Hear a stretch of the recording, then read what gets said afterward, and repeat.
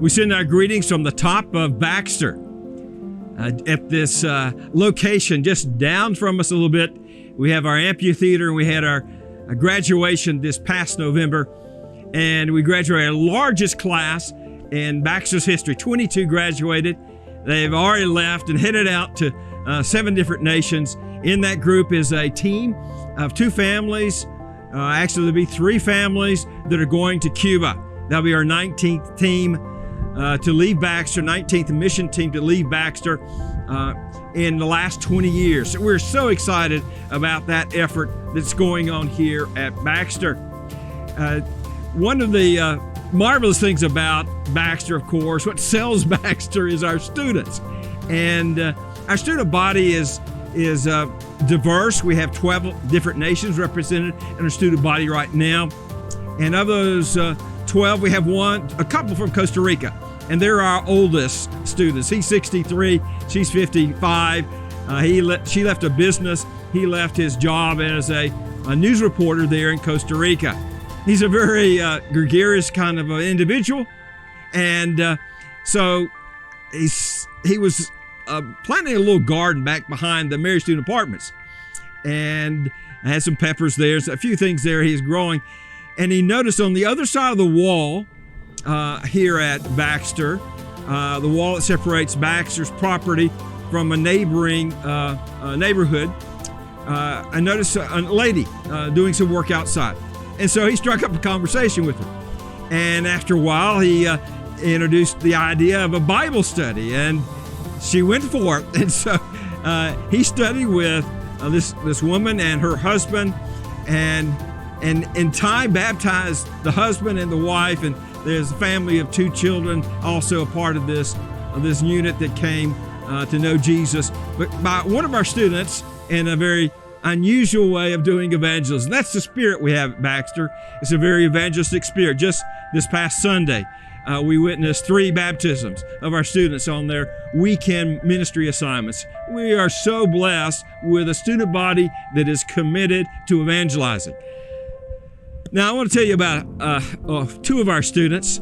One is a 4th-year student.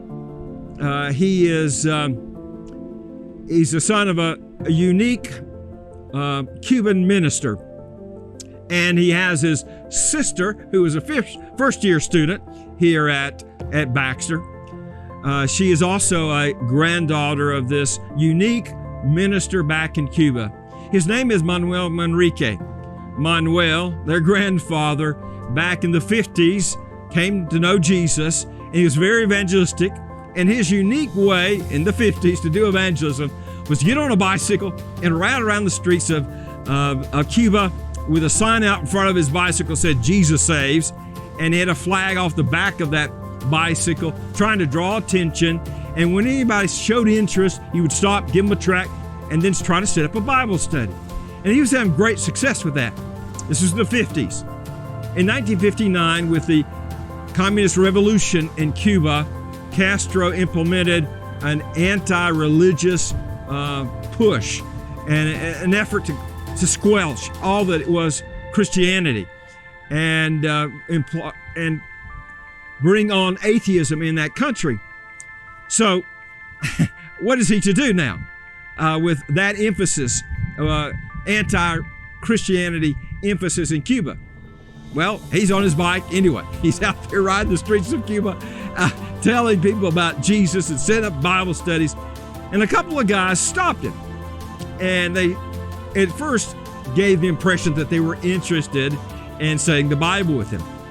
They took his tracts, and then they tore the tracts up in his face. They took his bicycle and threw it across the street. And then they started beating up on him and said, "All right, let's see if this Jesus will save you from this."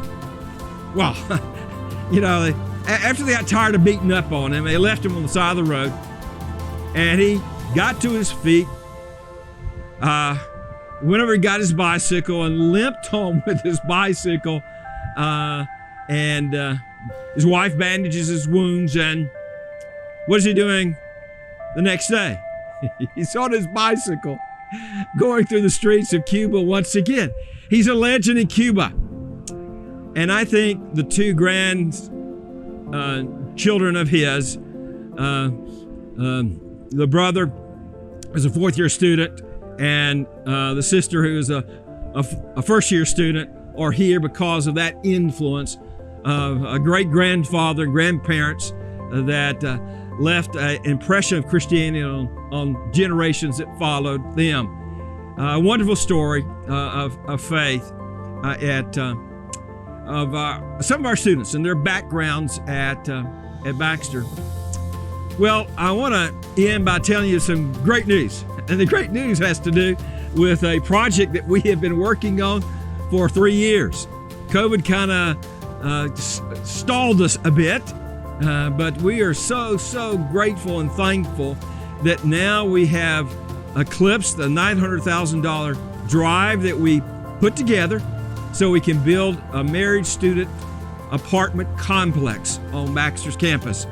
And so we are so excited that could happen. Each year we're turning away married students because there's no room to put them here on campus. And now we'll have, in time, we'll have a new construction and have places to put our students. Our goal is 100 students here. We ask that you pray for us in that effort. Thank you for partnering with us here at Baxter. May God bless you richly. Thank you.